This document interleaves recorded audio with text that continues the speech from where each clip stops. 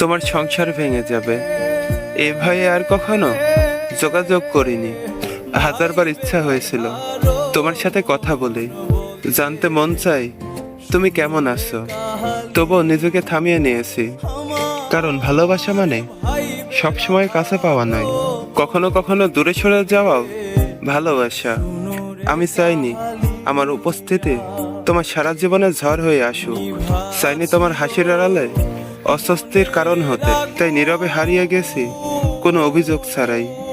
তোমার সুখের জন্য নিজের সব প্রশ্ন গিলে ফেলি, রাতের পর রাত জেগে থেকেছি, কিন্তু তোমার দরজায় কড়া নাড়িনি। কারণ জানতাম তোমার জীবনে আমার ফিরে আসার কোনো অধিকার নেই।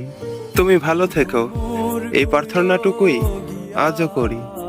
হয়তো তুমি জানো না, তবুও দূর থেকেই তোমার সুখ দেখেই শান্তি পাই।